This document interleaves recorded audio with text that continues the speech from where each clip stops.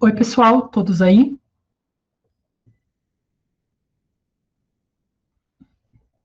Estão aqui? Ótimo. Espero que fizemos aí os nossos 10 minutos. Espero que vocês tenham conseguido tomar uma aguinha, relaxar depois dos nossos perrengues técnicos e tal, justamente numa aula que é um pouco mais complexa. Mas acho que a gente pode retomar discussões dessa e outras mais tarde, ao final da aula. Vocês sabem, eu fico aqui à disposição de vocês ao final, sem prejuízo, podemos conversar também em outras oportunidades, na semana que vem, vocês podem escrever e tal, mas eu gostaria, sem mais delongas, de passar a palavra para minha querida amiga, colega, colaboradora, minha irmã, Maria Cristina Pereira, que é professora de História Medieval do Departamento de História da FEFELESH, USP. A maior parte de vocês conhece muito bem a Cristina, mas só por desencargo de consciência apresento brevemente. A Cristina é uma especialista em um conjunto importante de questões, mas para o que nos interessa aqui, uma grande especialista na história da arte medieval. A Cristina fez a tese dela em Paris, na École des études en sciences sociales, orientada pelo Jean-Claude Schmitt em 2011, 2011 fui eu, 2001, sobre as esculturas do claustro de Moissac. Uma versão comercial da tese dela, até porque a tese de mais de 1.000 páginas não podia ser publicada como tal, foi publicada em 2017, Cris? Acho que sim, sabe que eu não lembro. Pensamento em imagens, né? Tá aí, bom, quiser mostrar para vocês. Essa foi a tese de doutorado da Cris, 16.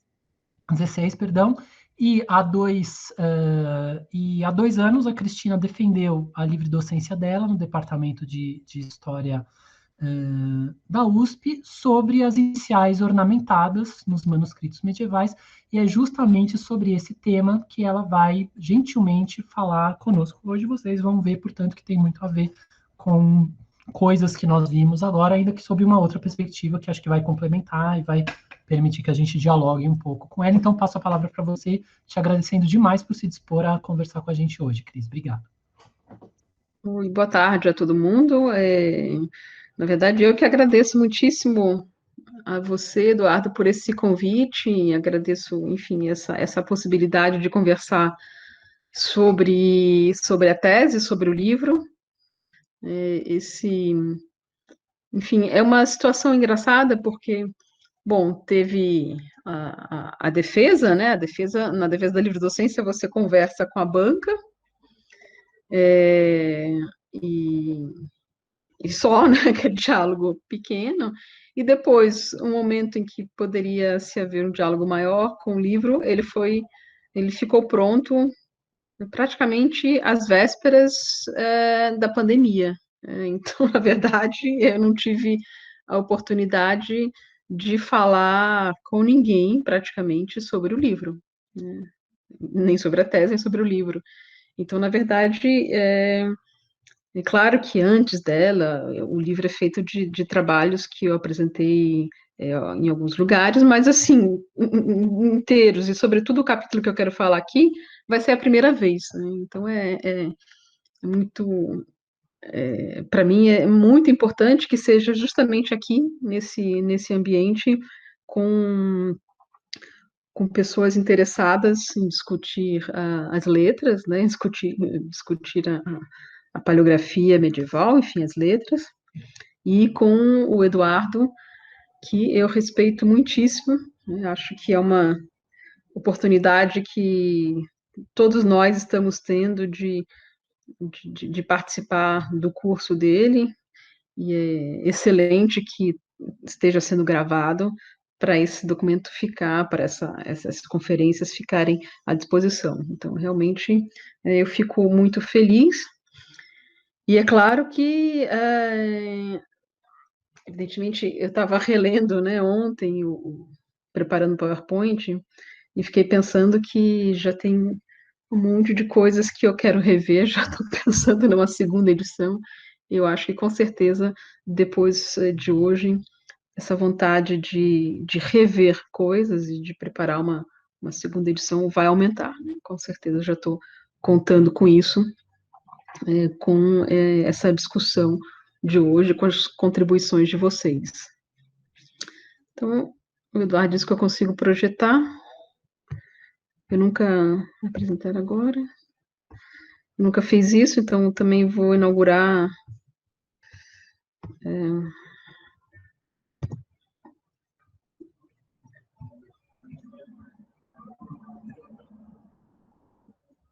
É a tela inteira? É, né? Que eu projeto ou uma janela?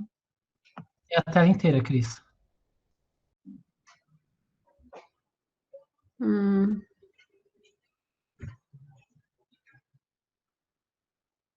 Aí apareceu em looping.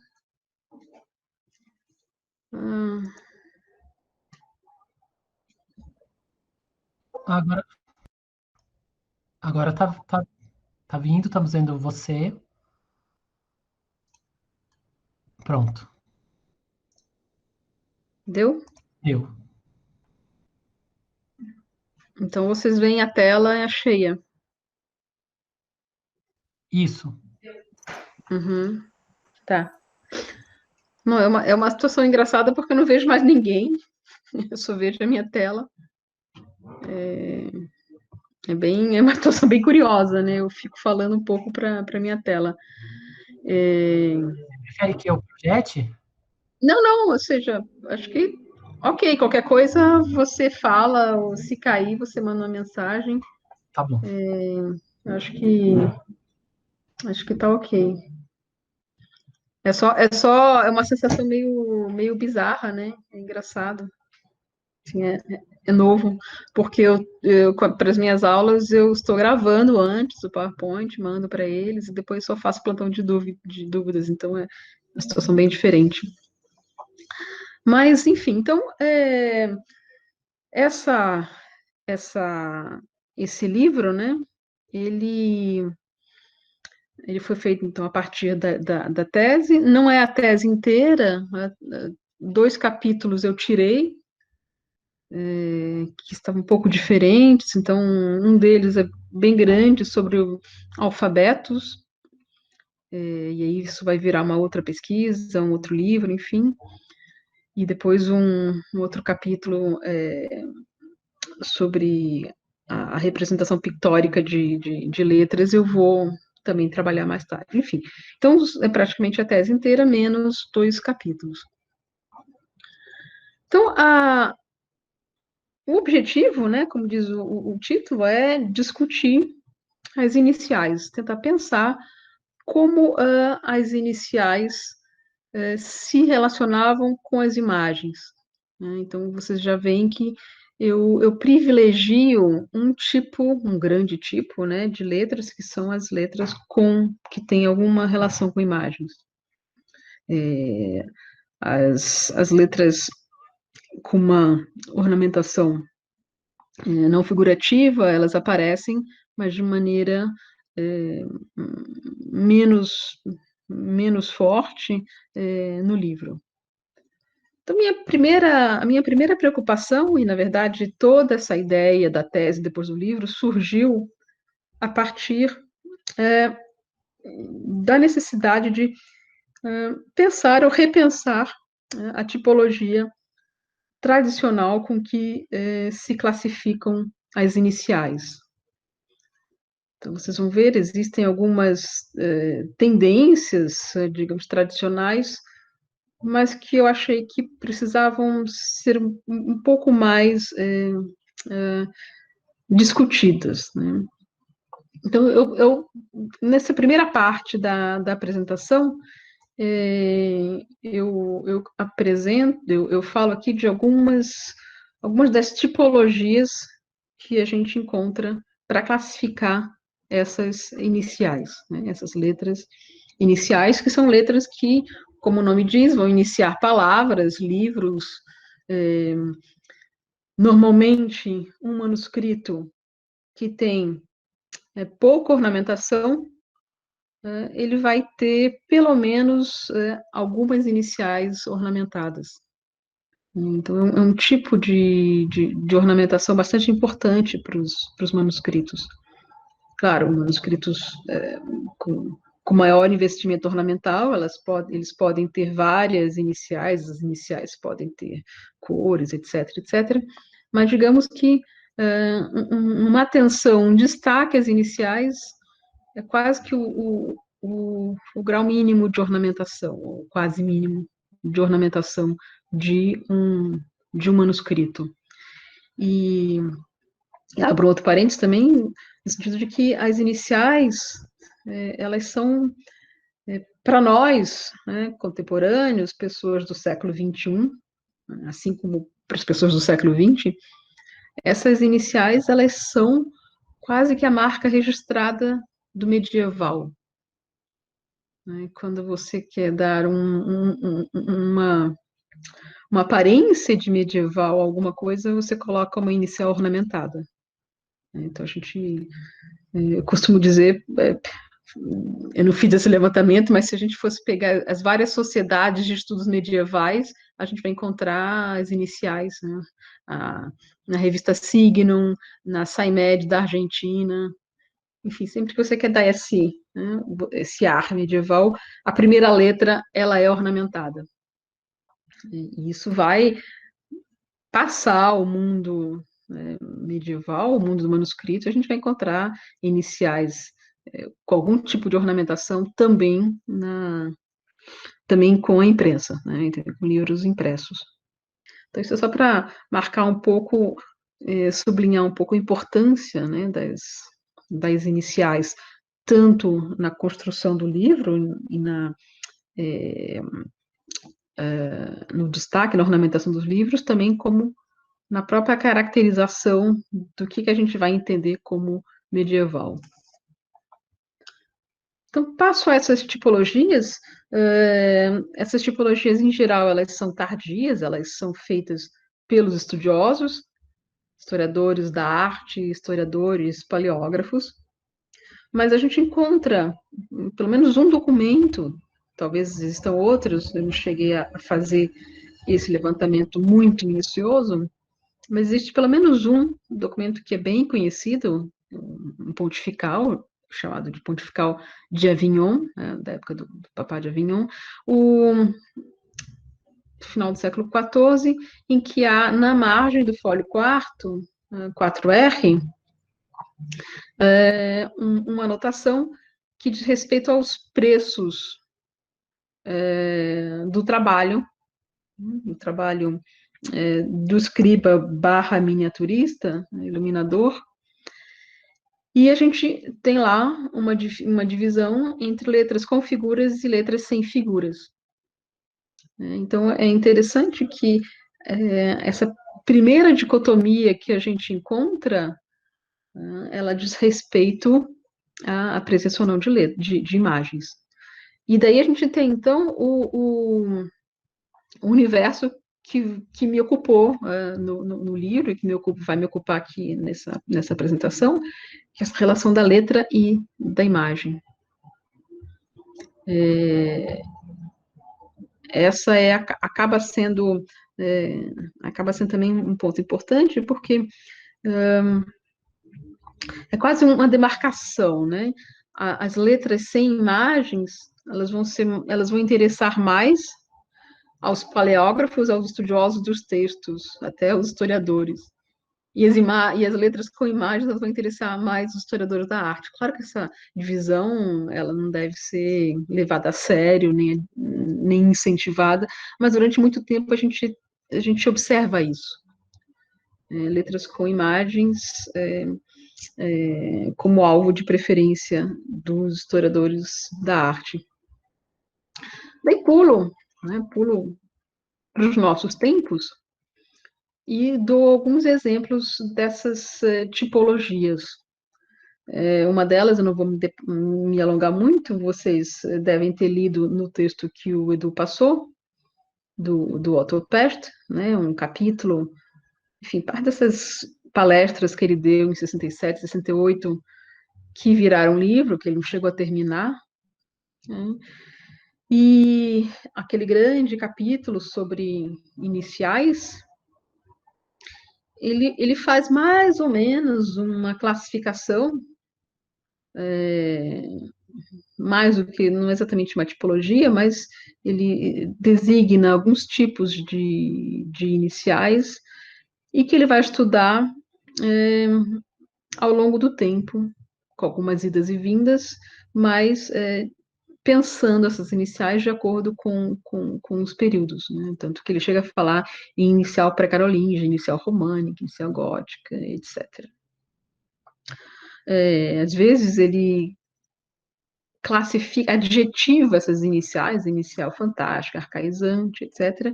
Mas, em geral, ele vai usar, né, essa tipologia mais frequente da história da arte, que a gente vê que vai se repetir em muitos autores, né? Então, primeiro ele pensa em iniciais decoradas, com motivos, entre aspas, mais ou menos abstratos, depois as iniciais zoomórficas, né?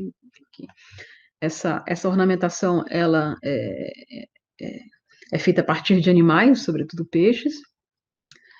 Depois ele pensa as iniciais caleidoscópicas, e isso é algo típico dele, é um termo, é um conceito dele, que a gente não vai encontrar na tradição nem anterior, nem posterior a ele.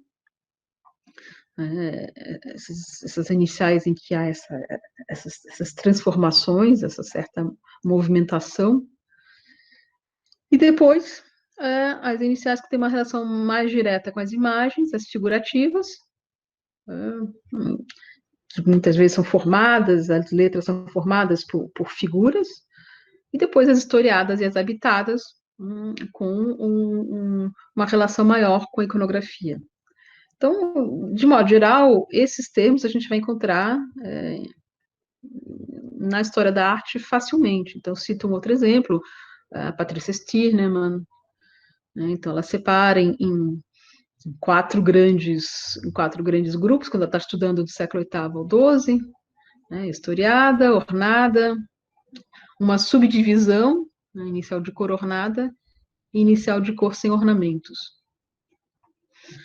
Então, é interessante, vocês vão perceber que, mais ou menos usando um vocabulário tradicional, uma tipologia tradicional, os autores vão chamando atenção para aquilo que os interessa mais. Então, aqui no caso da Patrícia Stirman, ela reúne digamos, as imagens nesse primeiro tipo, né, na historiada, sem aquelas subdivisões do autopeste, figurativa, habitada, etc.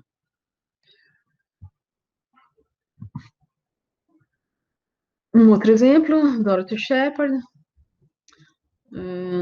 também uma tipologia básica, historiadas decoradas e depois em arabesco, e com subdivisões. Então, as historiadas com 4 divisões, as decoradas também.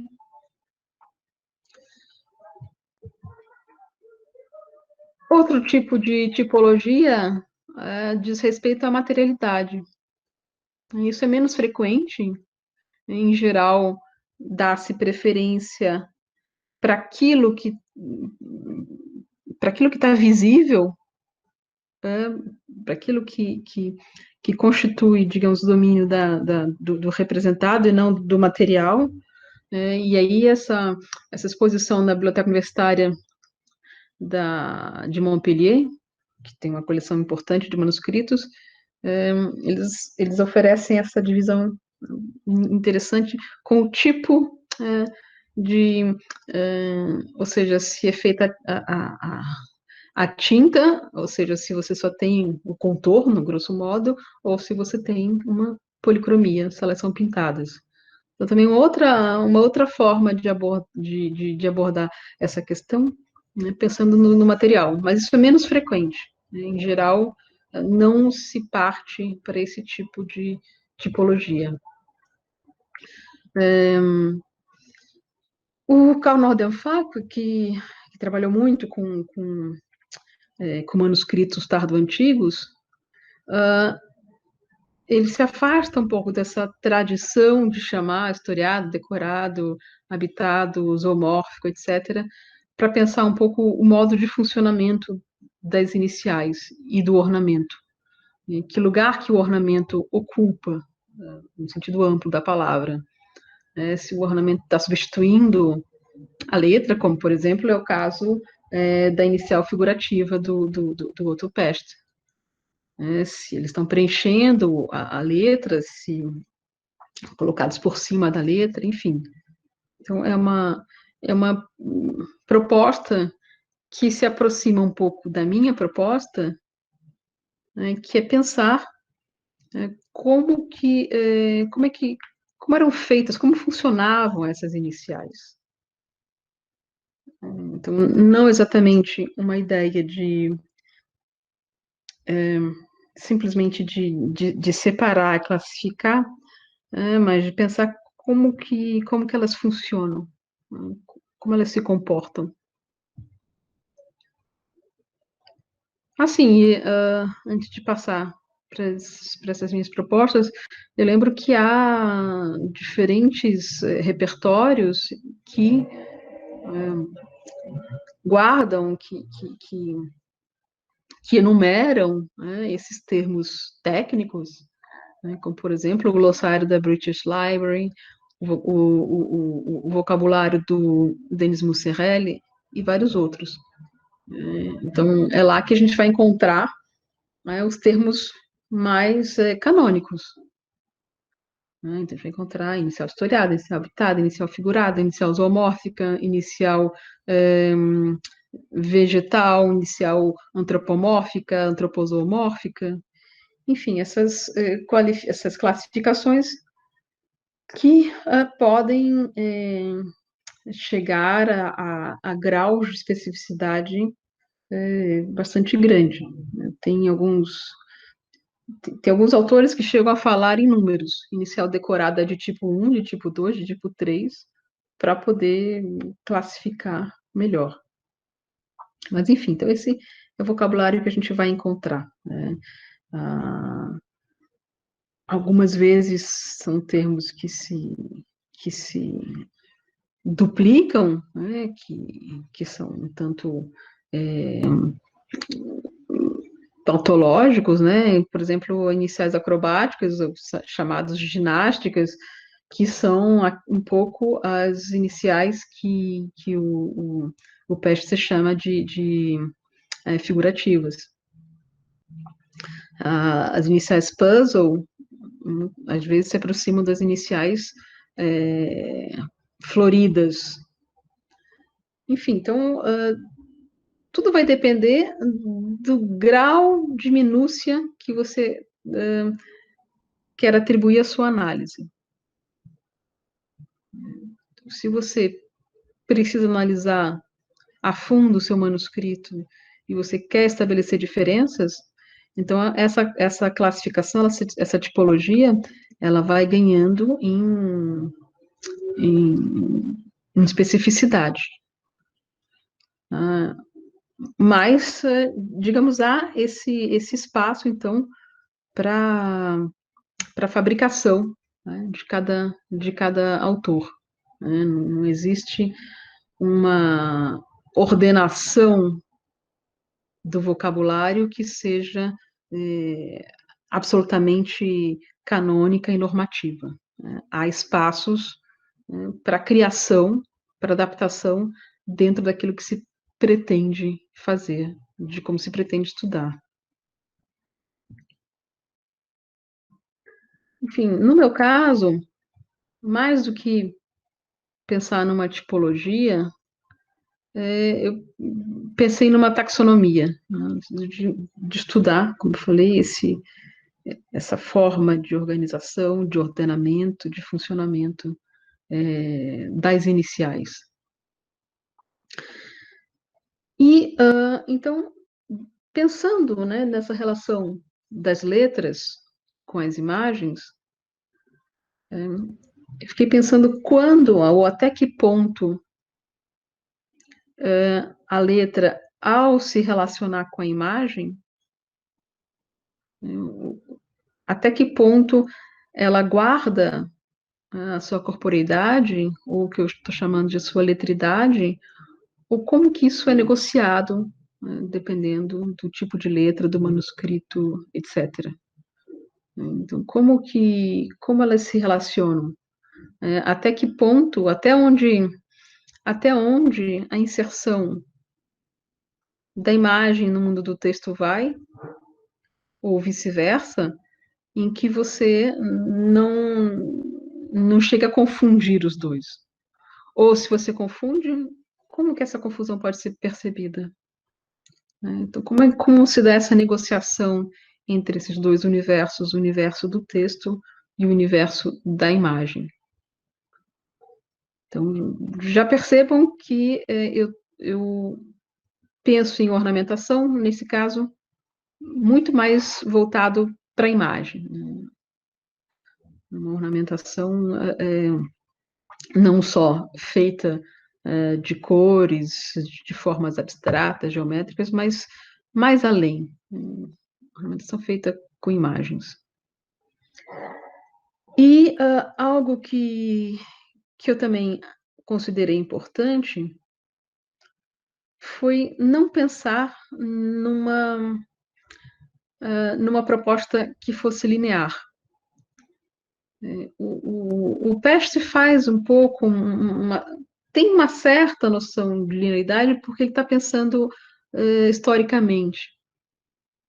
Eu não cheguei a me preocupar com isso, e muito menos com uma ideia de hierarquia, como faz a Patrícia Stirnemann, entre outros, que coloca realmente uma ideia de que entre a inicial, que só tem cor, até aquela que é feita por um personagem que ocupa, né, que faz o papel de letra, de que haveria uma espécie tem uma gradação, né, e que uma é superior à outra. Então, eu tentei não pensar nesses termos de hierarquia e não pensar também em linearidade, mas pensar nessas possibilidades de arranjos diferentes, né, mais rizomáticos. Então, por um lado, né, pensando nas iniciais, sem imagens, nesse grupo, que é o grupo, como eu falei, que não vai ser o grupo que me ocupo mais, mas é claro que eu não poderia deixar de pensar nelas, eu pensei em dois grandes polos. Então, no primeiro polo, eu diria que é o grau mínimo de ornamentação. O que é esse grau mínimo de ornamentação? Pode ser, por exemplo, só o tamanho maior, ou pode ser a presença de uma cor, ou pode ser, por exemplo, a utilização da própria tinta da letra mais saturada, ou mais preenchida. Então, esse tipo de inicial, eu chamei de inicial simples. Ou seja, ela tem o suficiente para demarcar a diferença dela em relação às demais letras. Mas é o seu caráter de letridade que está reforçado e que está colocado em destaque. Ele é uma letra entre as letras, mas é quase que uma letra a mais do que as outras. Ela tem um destaque. Tem destaque porque ela está começando a palavra, o capítulo, o livro, etc. Ela também pode estar deslocada um pouco para a margem, enfim. Então, digamos que esse grau mínimo de distinção, né, de ornamentação pensada como a distinção. E no outro polo, a letra, em que os traços que serviriam para fazer essa letra, eles se libertam, vamos chamar assim, entre aspas, eles se libertam do mínimo necessário para reconhecer a letra, e eles se tornam a ornamentação. Então, digamos que se o primeiro polo é do mínimo de ornamentação, máximo de letridade, esse outro polo é o inverso. É o máximo de ornamentação e mínimo de letridade, porque às vezes a própria compreensão da letra, essa compreensão, ela pode ficar comprometida por esse excesso de ornamentação. Então, essas iniciais, eu chamei de iniciais melismáticas. Então, o primeiro termo simples não tem nada de especial, esse segundo termo, em melismáticas, eu tirei do vocabulário da música, evidentemente muito influenciada pelo Eduardo. Eu lembro que, acho que quando a gente começou a conversar, uma das coisas que mais me chamou a atenção na musicologia medieval foram os melismas, enfim, isso porque meu conhecimento de música era muito básico, mas enfim, então a ideia é essa, né? Como na própria ideia de melisma, há um floreamento, há uma ornamentação grande dessas letras. E entre ambas, que eu chamei genericamente de iniciais decoradas, então vai encontrar vários tipos, e que naquele vocabulário a gente vai encontrar a inicial rechampi, que é uma inicial com mais ou menos com duas cores, preenchendo o interior da letra, emanché, enfim, vários tipos de decoração. E dentro da melismática, sobretudo o que mais tradicionalmente se chamou de pen flourish, mas também de puzzle, ou seja, então a ideia não é tanto descrever o que se vê, né? Porque quando a gente fala puzzle, né, inicial puzzle, é porque ela parece um puzzle. Quando a gente fala inicial florida, porque ela tem essa aparência. Então, não é tanto pensando na aparência da letra, mas na maneira como a letra funciona, como a letra é construída. Né? Então, um processo um processo de melisma. Né? Ou é uma inicial simples. De que tipo? Só o tamanho, só a cor, etc. Né? Decorada, de que tipo? Decorada com duas cores, decorada com um motivo xadrez, enfim. Então, não era exatamente isso que eu estava pensando, mas como elas são. Então, isso para um grupo. Agora, o outro grupo, que evidentemente essa divisão que eu estou fazendo aqui é uma divisão artificial, para ficar mais claro, mas é claro que esses dois grandes grupos que eu estou chamando, eles se juntam, eles dialogam, inclusive no próprio manuscrito, obviamente, né, que você vai ter essas letras convivendo de maneira muito próxima. Mas, enfim, então, pensando agora, né, as letras que têm imagens de tudo quanto é tipo, eu também pensei nessas relações em termos dos polos. Então, por um lado, um polo como aquele primeiro, né, as letras que mantém a sua letridade, que estão relacionadas à imagem, mas de maneira justaposta. Ou seja, não há uma interferência de um universo a outro. A letra continua sendo letra e a imagem continua sendo imagem. Então, os dois mundos se relacionam, mas mantêm a sua individualidade. Isso eu chamei de inicial moldura. Não é talvez não seja o melhor, o melhor conceito, né? Porque moldura é anacrônico para esse período, a gente começa a ter moldura no final do XV, século XVI, né? Moldura implica uma ideia de quadro, de uma autonomia, mas pensando aqui em moldura como função, né? Função moldura daquilo que a gente conhece, né, como moldura. O Peste fala em inicial quadro, se eu não me engano, pelo menos na tradução espanhola, a gente vai encontrar alguns autores chamando de frame, inicial como frame.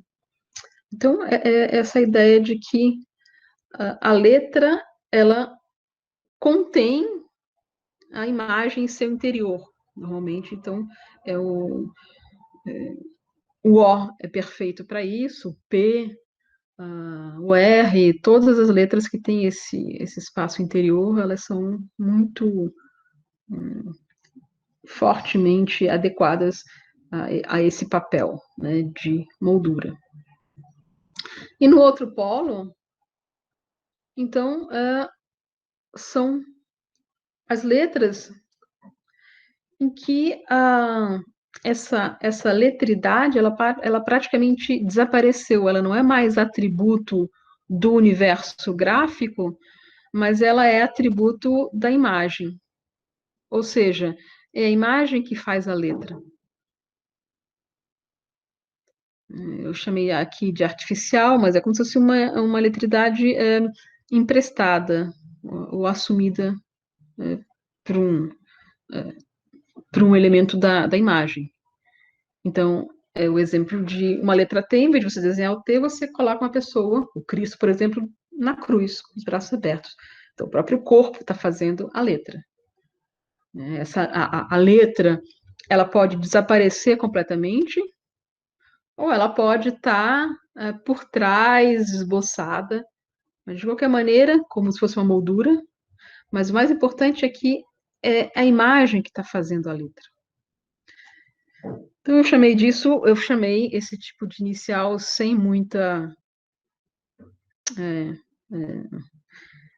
inovação, sem muita criatividade, de inicial imagem. Então, de um lado, inicial moldura, de outro, inicial imagem. Poderia falar inicial letra, aí seria um tanto redundante, mas enfim, ou inicial imagem. E no meio delas, tudo aquilo que for parte desse trabalho de absorção da letra pela imagem, entre esses dois polos. E pensei também num outro tipo de relação, em que, de novo, a gente tem num polo essas letras que mantêm essa letridade intacta, né?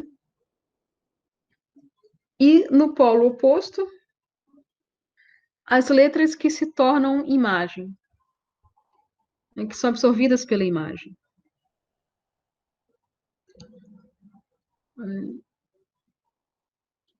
E a gente pode, juntando esse grupo com o anterior, a gente poderia pegar a inicial simples, aquela inicial que é a letra, com mínimo de ornamentação, até esse outro grupo, que eu estou chamando aqui, talvez também não muito apropriadamente, de inicial objeto, para aquela inicial que é absorvida pelo mundo da imagem, a ponto dela virar um motivo iconográfico.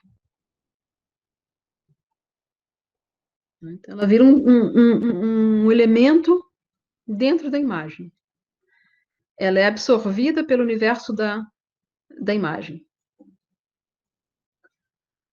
No primeiro caso, ela mantém a sua letridade, seja com mínimo de ornamentação, seja se justapondo, tolerando a imagem. até chegar ao outro extremo, né, em que a imagem se acapara da inicial, né, e faz com que a inicial se torne um, um elemento a mais da representação, como uma casa, uma árvore, etc. Só tem uma letra dentro da imagem. Em geral, isso a gente vai ter de forma um pouco indireta, então tem uma representação de um livro, nesse livro tem uma imagem, mas tem alguns casos que eu vou mostrar, não são muito frequentes, em que a letra, de fato, a inicial, ela é um objeto, por isso estou chamando de objeto, mas enfim, uma representação, é um elemento iconográfico. E aqui eu coloquei entre eles, né, as iniciais figurantes. Essas iniciais figurantes são iniciais em que o texto e a imagem estão se imbricando, mas sobretudo no sentido de que a inicial ela está participando da imagem e ela está interferindo na imagem. A gente pode pensar numa dicotomia com a inicial imagem. Na inicial imagem, a imagem faz o papel de letra. Na inicial objeto, a inicial já virou parte da imagem. Mas na figurante, a inicial está intervindo e está modificando, está organizando, enfim, está desempenhando um papel na imagem. Ou seja, ela está deixando o território do texto e está se metendo no território da imagem. Enfim, isso tudo pode parecer um pouco abstrato, eu trouxe uns exemplos que talvez ajudem a esclarecer um pouco isso. E daí, se vocês tiverem, enfim, questões, contribuições, são super bem-vindos durante a apresentação ou depois, enfim. Mas vamos ver os exemplos para ficar um pouco mais claro. Bom, então aqui é um exemplo de iniciais simples. Nos primeiros exemplares em que a gente vai encontrar essa presença de iniciais destacadas pelo tamanho e pela posição.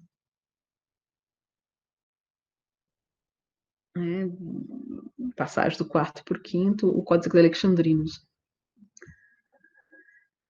E por que eu falei antes que eu não me preocupei tanto com uma abordagem histórica de pensar a distribuição dessas iniciais de acordo com o período, um pouco como faz o Autopesta, porque a gente vai perceber que a gente até consegue, muitas vezes, apontar quando começa a ser usado um tipo de letra.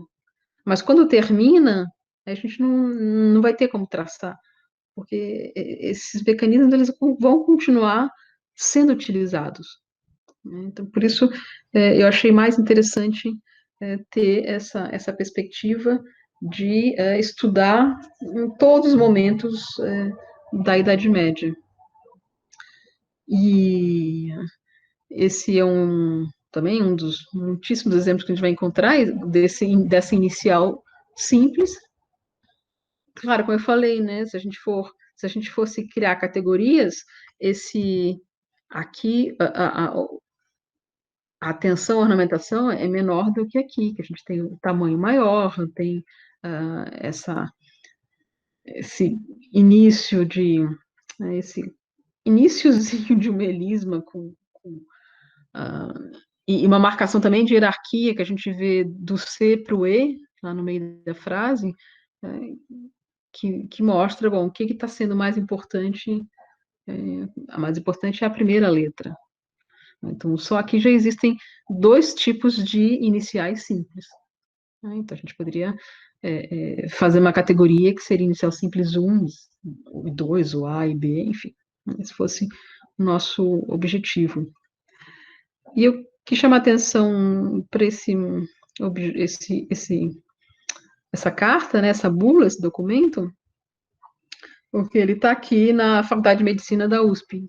Então, um pedacinho de Idade Média que a gente tem aqui perto, que eu não conhecia, conheci na época da livre docência por acaso, está no museu deles. Enfim. Então, usei mais até para curiosidade, do que a gente tem de documento medieval no Brasil, que é bastante raro. Essa inicial Q do Virgílios Augusteus, do fim do quinto, início do sexto, a gente avança, eu já não chamaria mais de simples, mais de decorada, pelo tamanho, pelas cores, por esse jogo de entrelaçado,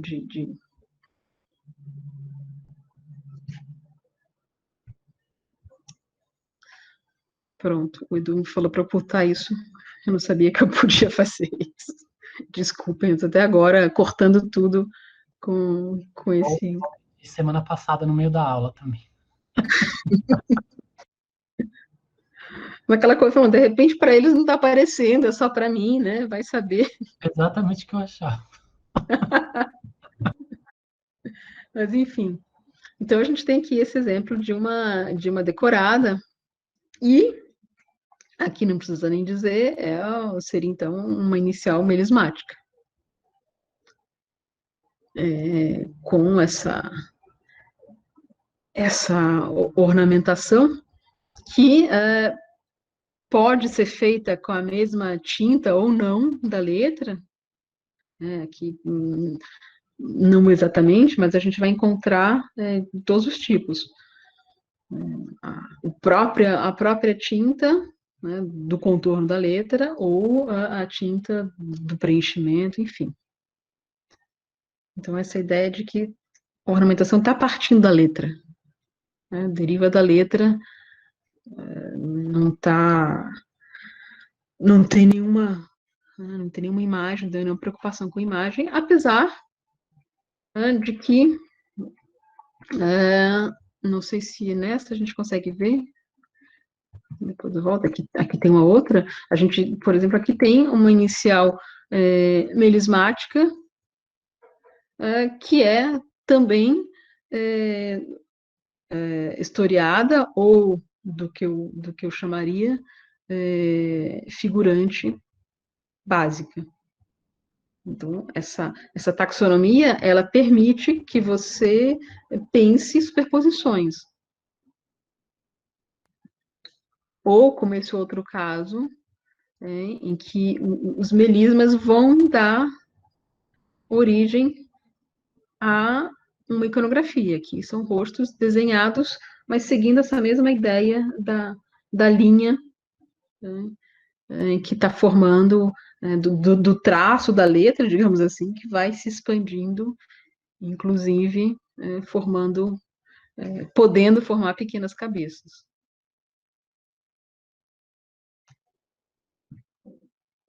Bom, passando, né, então, para o grupo dessas iniciais mais estritamente relacionadas com as imagens,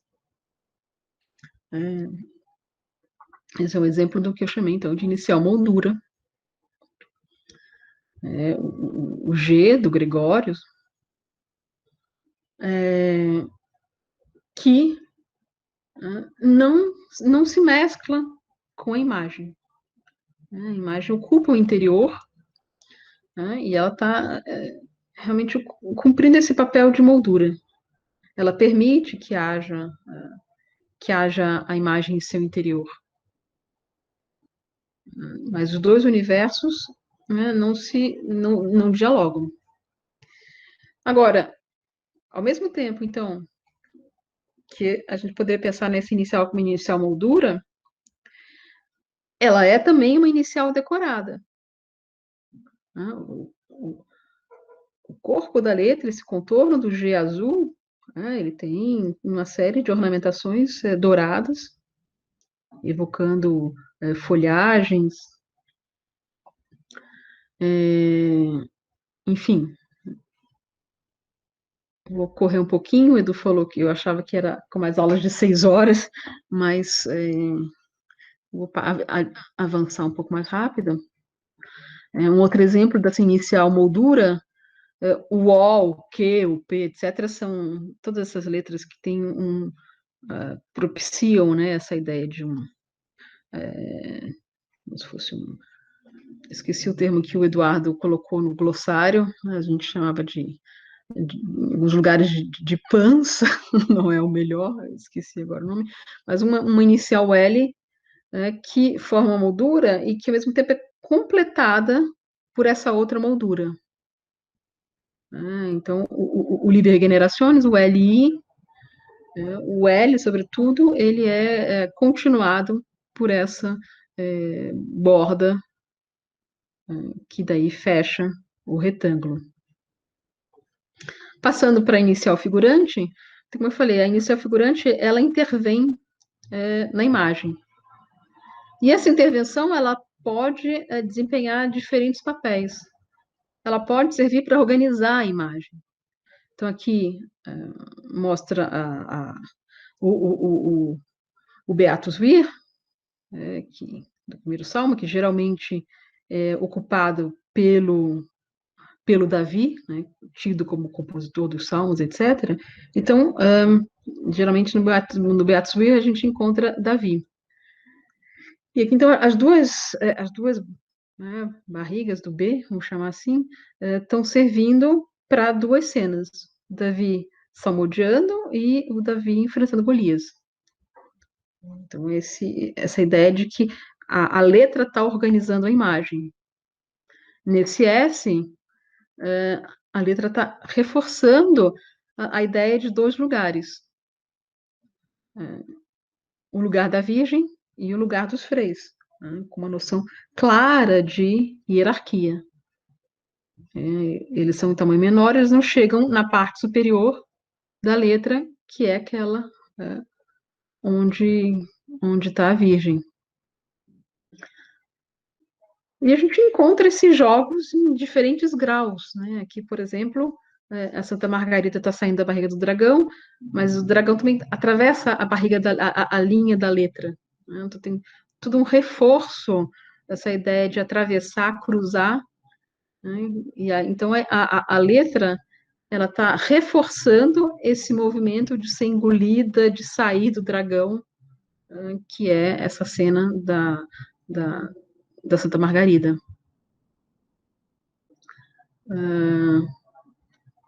Aqui um outro exemplo que o D de Deus, então você tem essa composição na verdade, essa aqui está fora do lugar, na verdade essa não é figurante, essa é uma inicial moldura. Desculpem, aconteceu uma pequena falha. Mas, enfim. A inicial imagem, que é o terceiro tipo.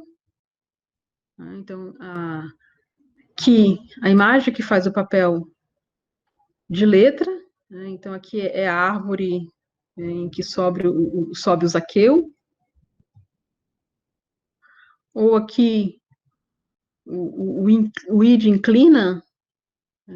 Então, a gente tem essa ideia da inclinação formada pela cabeça do Cristo que se inclina, o corpo e a cabeça. Né? Então, o I é o próprio corpo.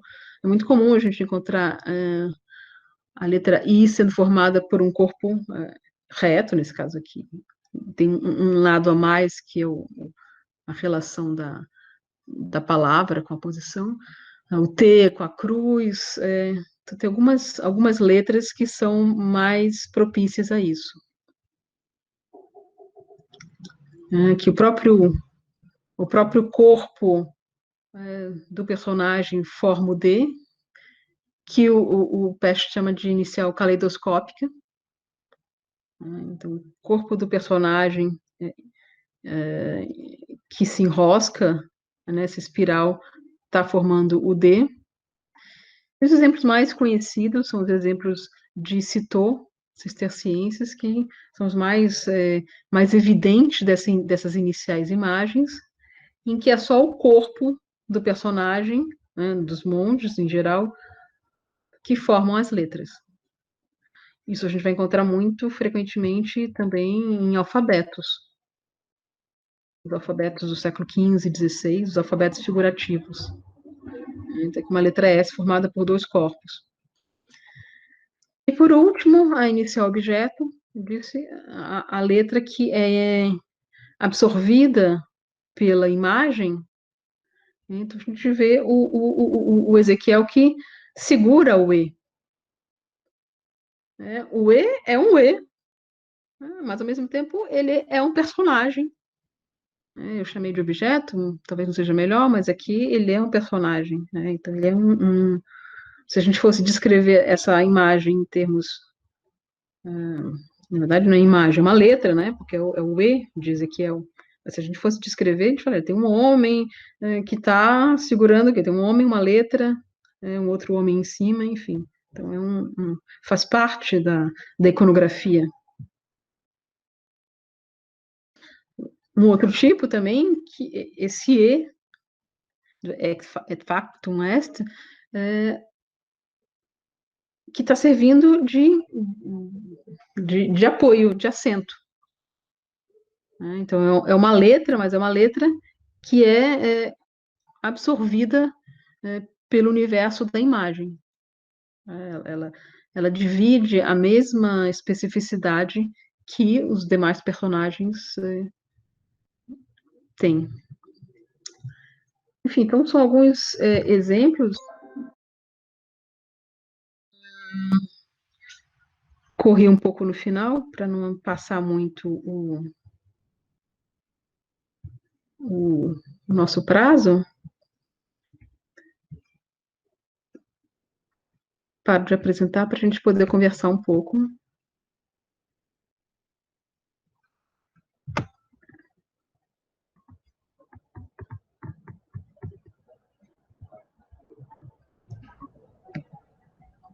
Cris, super obrigado pela fala. Queria então abrir para perguntas, questões. Não sei se consegue acompanhar aí no chat, Cris, o pessoal está... Sim, sim. Não, com certeza, Maria Elisa. Por isso eu até não abri para perguntas antes. Eu sei que não era muito claro, mas eu sabia que com as imagens fica mais visível, né? Mas eu quis até como estratégia criar esse incômodo inicial para depois torná-lo mais simples.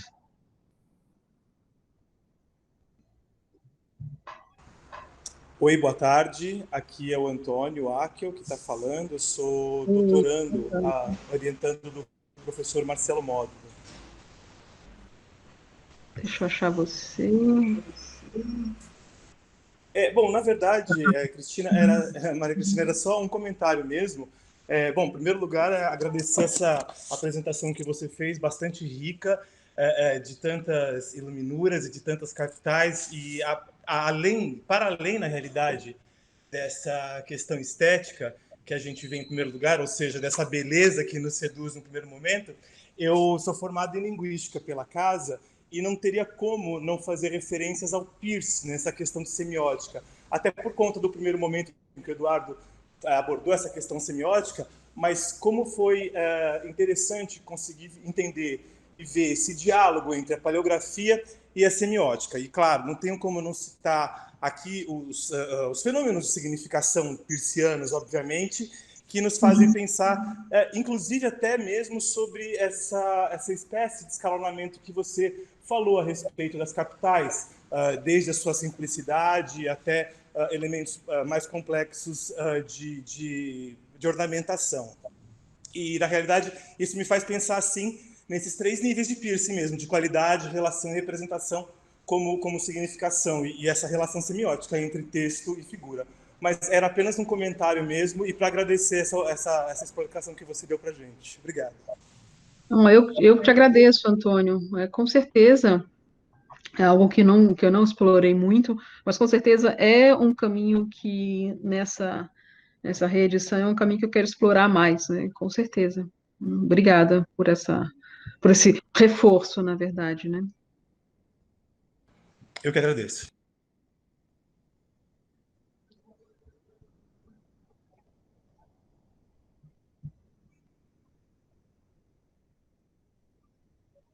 Temos mais comentários, perguntas.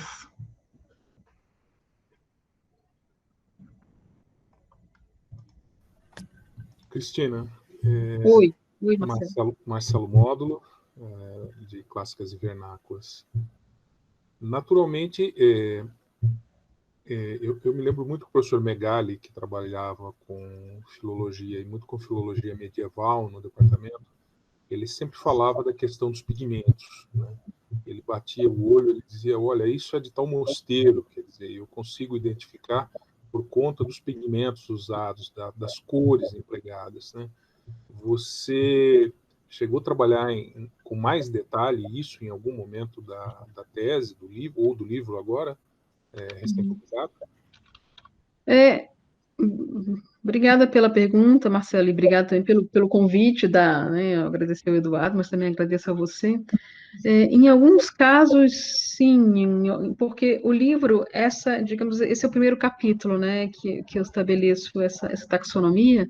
Depois, os outros capítulos, eles são estudos de caso, ou de um manuscrito só, ou de um grupo de manuscritos, ou às vezes por temas, né? Então, digamos que essa tese de livre-docência, ela foi uma tese baseada em ensaios, né? Então, tem textos de diferentes naturezas, enfim, diferentes tipos. Então, em alguns casos, sim, eu trabalhei um pouco mais pensando nos pigmentos, mas não foi algo nem aprofundado nem sistemático, né? Isso aconteceu em alguns momentos, sim. Por exemplo, num capítulo sobre o Or da Coroação, eu trabalhei um pouquinho, mas nada que tenha sido, de fato, muito aprofundado, porque realmente é algo que demanda um conhecimento muito grande, né? Demanda, inclusive, conhecimentos técnicos e um contato com o manuscrito bastante próximo, né? Enfim, então não cheguei a fazer isso de maneira nem exaustiva, mas é claro que é algo realmente importante quando a gente vai trabalhar com imagens, com iniciais medievais, com certeza. Eu que agradeço, Cristina, pela exposição riquíssima, viu? Muito obrigado mesmo. Eu que agradeço. Obrigada, Marcelo.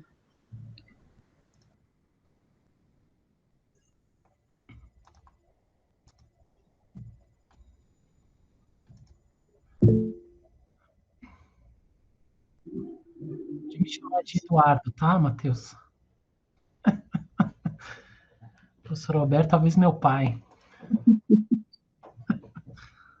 Não seja modesto, Edu.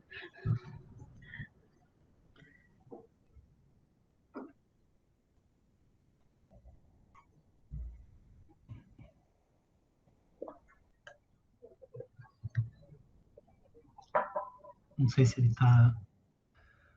Acho que ele está fazendo alguma pergunta. Aqui o chat não mostra quando a pessoa está escrevendo, né? Exato, a gente fica meio...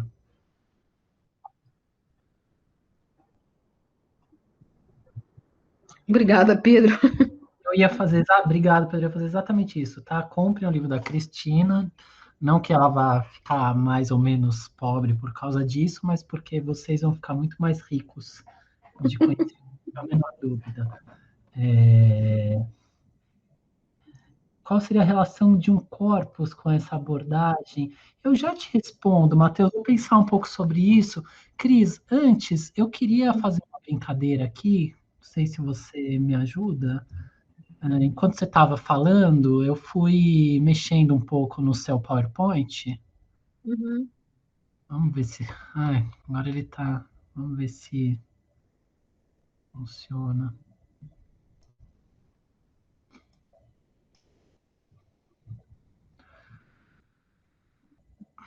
Dá para ver, né?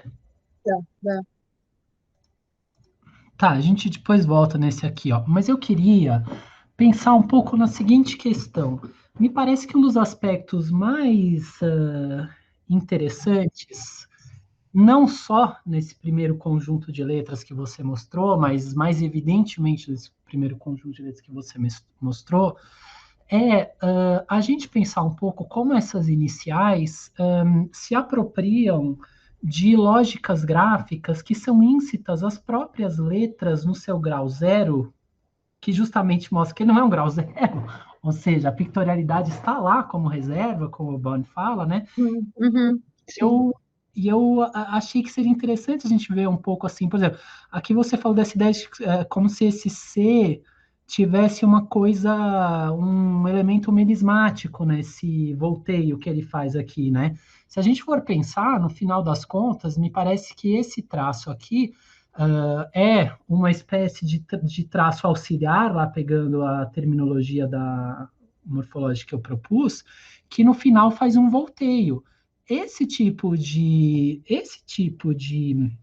cursiva que a gente está vendo aqui é caracterizado pelo fato de que muitas letras fazem isso, independentemente delas serem iniciais, né? Aqui não dá para a gente ver tão bem, depois a gente pode olhar uma imagem maior, com zoom e tal, mas vejam aqui, por exemplo, esse U/V aqui, né? Com esse mesmo elemento de fazer uma dobra e um volteio no final, recurvando, que a gente vê aqui. Então, muitas vezes, é como se a gente tivesse uma espécie de intensificação e estilização de traços gráficos que estão na escrita. Uhum. Acho que é uma coisa interessante, acho que comunica muito a gente com a ideia da paleografia, porque se a gente fosse ver o contrário, não tanto o que a letra está fazendo com o texto, que evidentemente o que a inicial eliminada faz é pegar um elemento textual e transformá-lo. Acho que um que fica muito evidente, por exemplo, aqui em Corby, porque assim, vocês veem que se vocês forem ver o texto aqui, os Ds que vocês veem aqui no texto são Ds retos, do tipo Carolinha, do tipo minúscula carolíngia. Esse D aqui é um D estilizado a partir do D uncial. Então, o D dobrado, recurvado, uncial. Então, é óbvio que assim ele está manipulando, assim, por trás das imagens, é claro que tem sempre uma letra de alguma forma, uma imagem de uma letra de alguma forma. Até quando a gente chega nessa ideia aqui, é claro que a ideia desse S é de um S capital. A gente tem sempre no limite tem uma imagem esquelética que seja de uma letra por trás, mesmo nessas, né? Mas me parece que nessas primeiras a gente tem quase como se fosse do lado oposto, é como se a imagem tivesse, por assim dizer, te dando a ver de forma mais clara, mais estilizada, mais quebrada, mais acentuada o que é a própria constituição da letra, né? Como se ela fosse quase uma glosa, uma exegese da forma do próprio traço. E acho que isso, a gente pensar nesse problema de como desde a Idade Média, falei um pouco para eles do texto do David Gantz e tal, existem discursos também estéticos sobre as letras, é como se houvesse um pensamento, a imagem resultasse em alguma medida de um pensamento formal sobre a forma da letra, na sua letridade, né? Eu acho que isso é um aspecto interessante, porque é como se, assim, se ele glosasse e te fizesse ver o traço da própria letra. Como a gente vê aqui, por exemplo, esse Q, assim, vocês vão ver que esse Q maiúsculo é exatamente esse Q. A forma desse... Eu falei assim, de vez em quando podemos chamar de cauda, pessoal. Não vamos exagerar nessa cauda, porque não é morfológico, a gente não fala cauda pelo tipo do traço, né? Ela é uma espécie de diagonal, por assim dizer, mas veja assim como essa forma de diagonal ela é replicada identicamente, ela apenas é aberta e pintada por dentro, sobra o contorno e o contorno é preenchido. Mas a ideia de que, então, de que o traço que resulta da pena não é só um traço da pena, mas ele é uma forma, né? Eu acho que é uma ideia interessante que sai daqui. Da mesma forma que a gente podia pensar se essas iniciais de filigrana que se desenvolvem tanto do século XII para o XIII em diante, no final das contas, elas têm muito a ver com o volteio, que a gente viu lá nas outras num grau menor aqui, o volteio, Uhum. é como se fosse uma imensa expansão do volteio que por sua vez é uma expansão estilizada de um elemento do traço da letra, que é o traço auxiliar, que é a forma, que vocês vão ver aqui, se vocês forem procurar nas letras normais, vocês vão se coragem de achar. Por exemplo, não há aqui me parece que é um U aqui com 2 volteios no começo e no fim, o P saindo. Então, assim, esses gestos de voltear e voltar são gestos que estão postos na letra, né? Então, isso me parece uma coisa bacana de pensar. E, assim, o último exemplo que eu trouxe para pensar nisso, eu coloquei aqui o Catach de São Columbano do lado da sua letra, porque, assim, é o mais antigo manuscrito produzido na Irlanda, né? O Catach é um saltério do século oitavo, e a gente vê esse efeito de diminuendo, que é característico desses manuscritos insulares. Então, as letras vão diminuindo até que você chega no módulo normal dela, que é exatamente o que a gente tem aqui nesses manuscritos que são estilizações coríngias de procedimentos insulares, que tem muito a ver com esses clérigos irlandeses que são trazidos para o continente pelos carolíngios e tal, que é exatamente a mesma coisa. Você está vendo assim, você tem uma letra maior, decorada e tal, uma estilização que aqui usa a maiúscula, a capital romana, na sequência vai para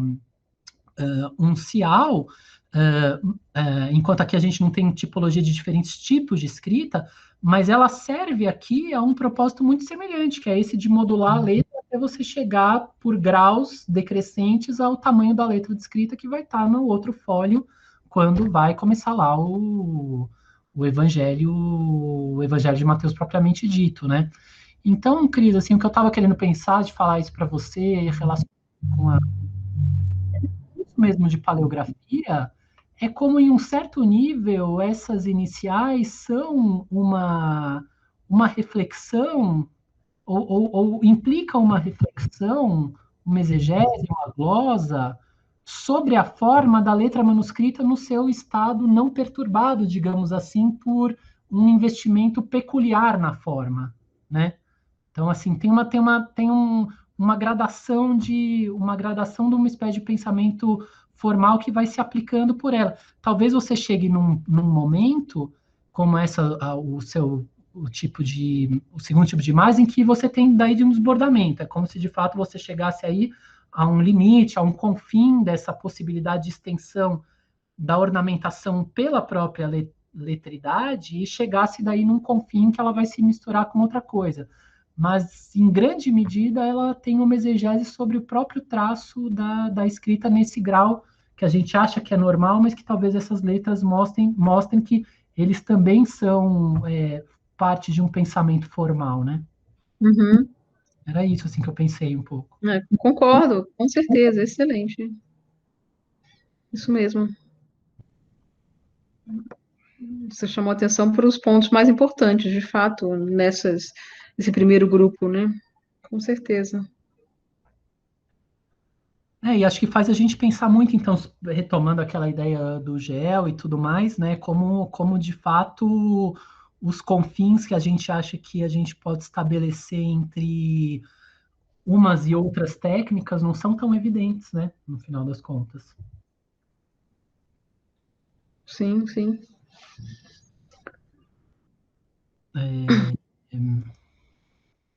Com certeza. Eu sei que não sei, Matheus, eu não sei se eu entendi muito bem essa pergunta. Qual a relação de um corpus qualquer com essa abordagem?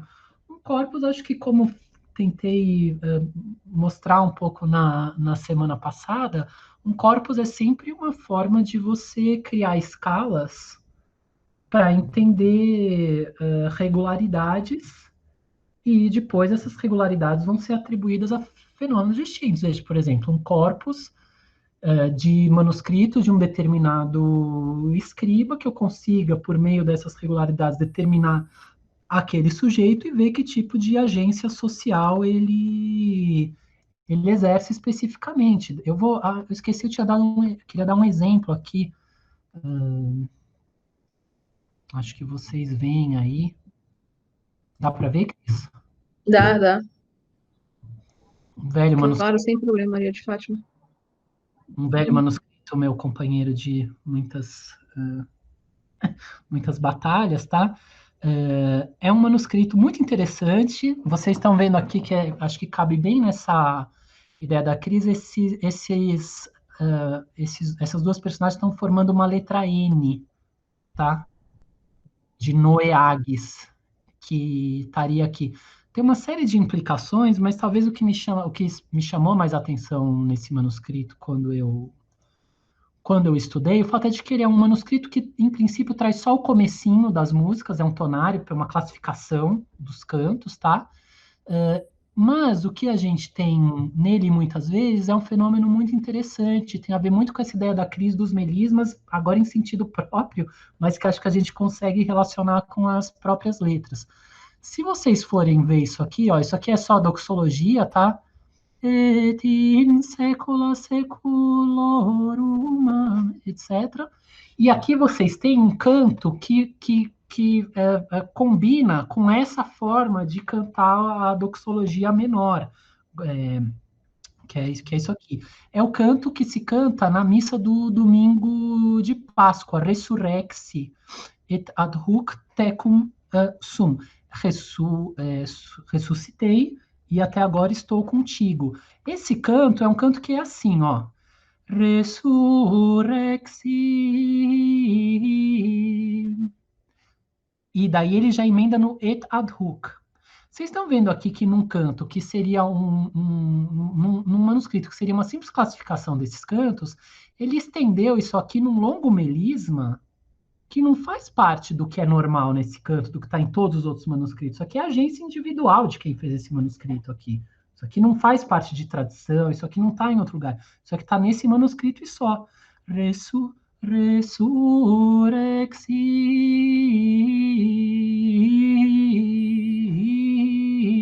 E continua com todo esse melisma que está posto aqui. Então vejam que assim esses manuscritos são evidentemente veículos pelos quais as pessoas fazem coisas que são diferentes das coisas que os outros estão fazendo.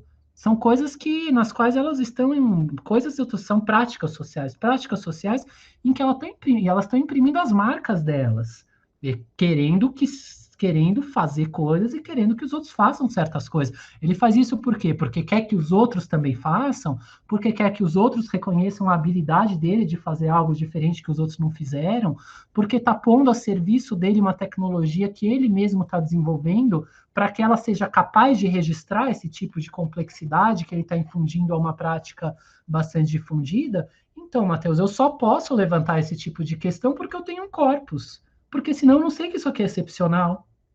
Eu não sei como isso se relaciona com o resto. A única forma que eu tenho para entender que tipo de agência social isso podia estar veiculando é entender os outros aspectos desse mundo social que me permitem entender mais ou menos como que determinados atos de interferência de uma pessoa num determinado ambiente podem ou não reverberar. Se eu só tivesse esse manuscrito mais nada, provavelmente não ia entender nada, não ia poder dizer muita coisa. Então, o corpus vai te delimitando esse mundo social das agências, em que você vai entendendo o que as pessoas estão fazendo por meio dessas mídias. Não sei, Cris, se você vê assim bem. Não, com certeza. É fundamental você ter o corpus de comparação. A partir desse corpus é que você consegue perceber o que é comum e o que é excepcional, por exemplo, que você consegue tirar conclusões, né? Então, por isso é importante, por exemplo, quando se vai estudar um inicial, estudar pelo menos o manuscrito inteiro. Não dá para isolar uma letra, evidentemente.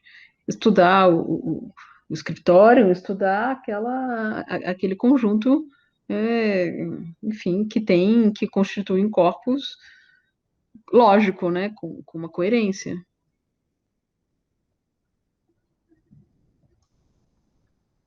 Pessoal, eu sei que a gente extrapolou assim imensamente o nosso horário, né, módulo que a gente costuma fazer. Já estamos muito além do horário. Tivemos lá problema técnico, tivemos uma série de percalços, uma aula mais complexa, sem o apoio do PowerPoint, então um pouco mais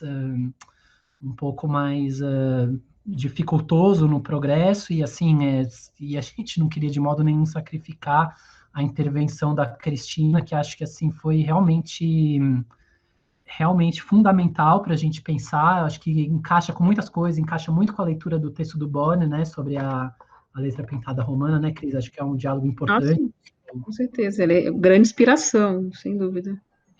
O Bonner, assim, realmente é uma grande inspiração, assim, digo só por felicidade, mas assim, esse manuscrito que eu estou mostrando para vocês foi um manuscrito que eu estudei junto com o Jean-Claude Bonner, escrevemos um texto sobre esse manuscrito, que eu depois mando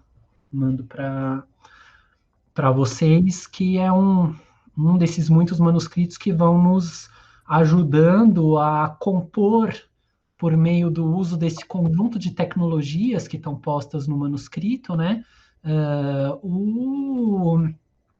reconstruir, de certa forma, o que eram essas intervenções nas interações sociais que eram produzidas por meio dessas técnicas que se depositavam em objetos, né? Quero mostrar um livro só para vocês aqui, pessoal, que acho que tem muito a ver com a aula de hoje. Estão vendo aqui?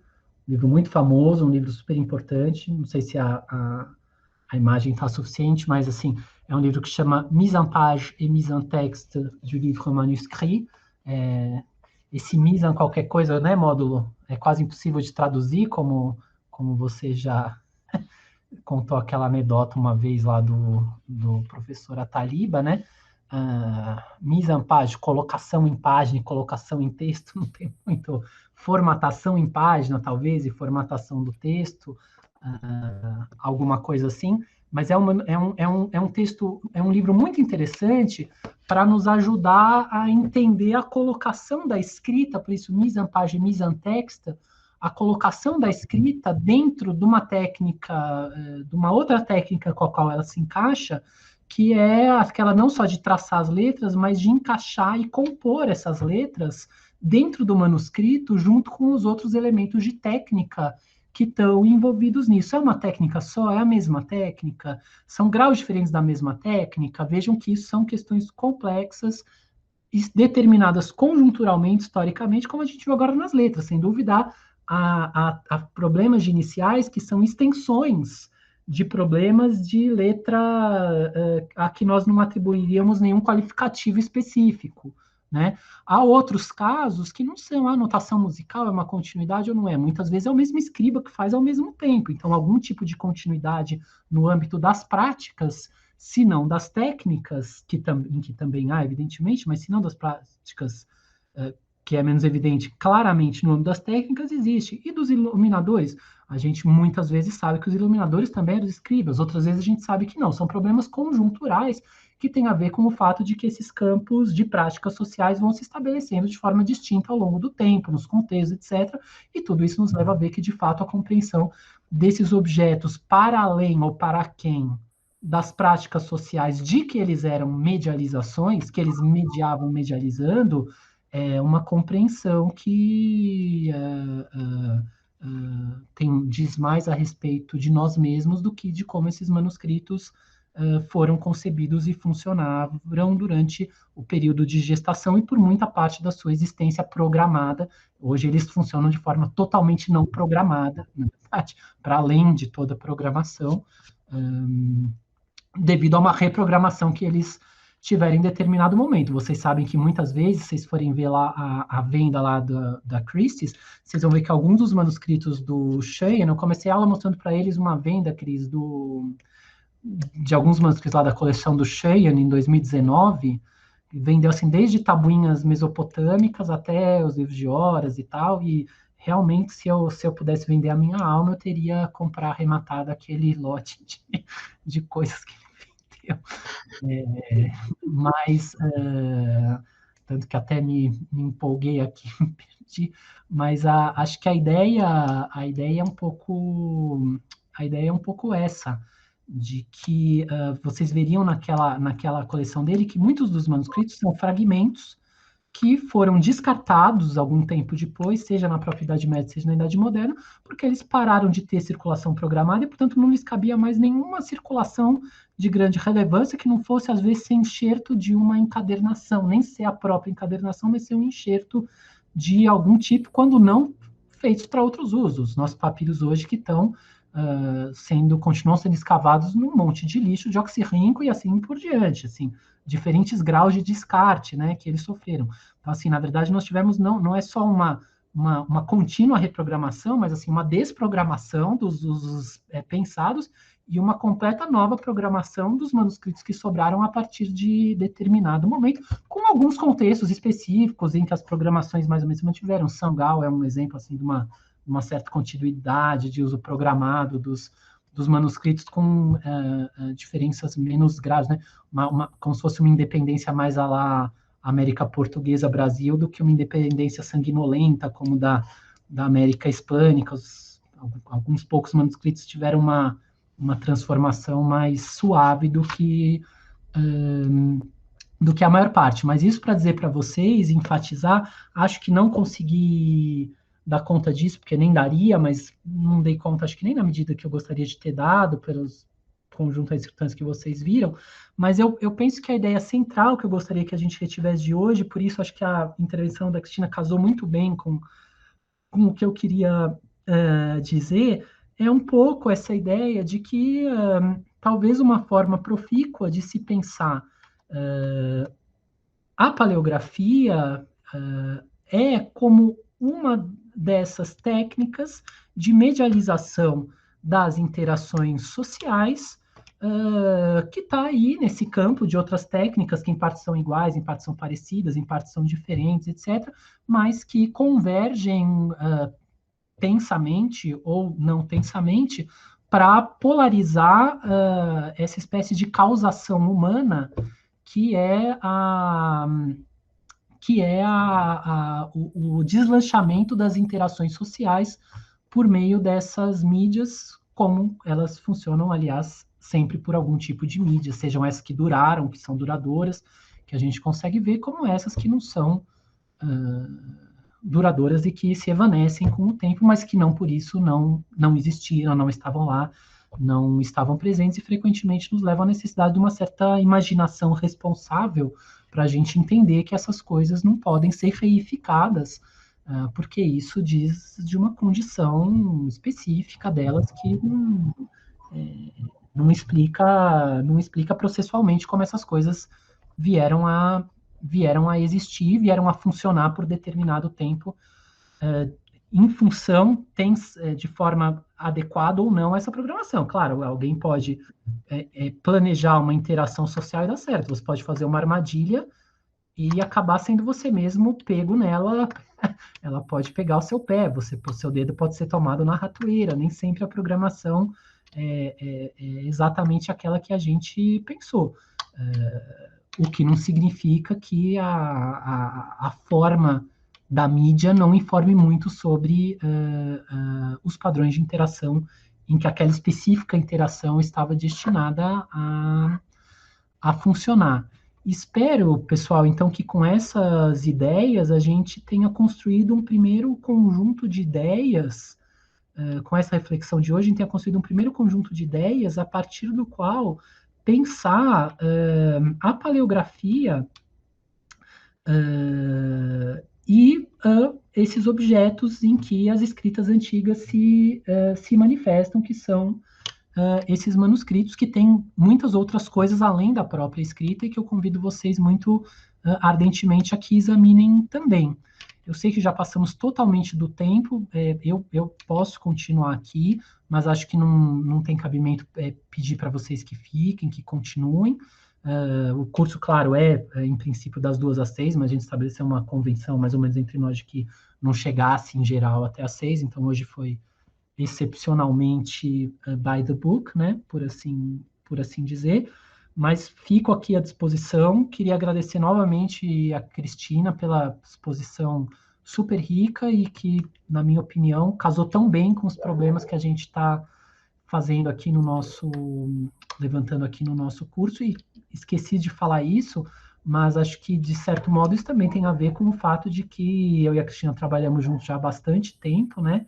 Inclusive, demos versões de cursos de paleografia com iluminuras algumas vezes no departamento, acho que 3 vezes a gente ofereceu já curso combinado de manuscritos medievais, paleografia e imagens.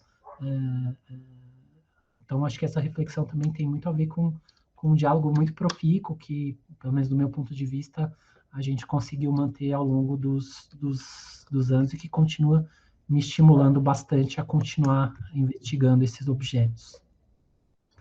Com certeza. Então é isso, pessoal. Não sei se alguém quer falar mais alguma coisa.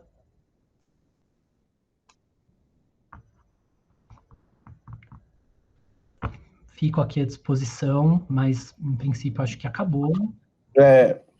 Oi, Bom. Edu. Posso só fazer outro jabá? Fala. Não, é para convidar as pessoas que se interessarem a participarem das reuniões do Latim, né?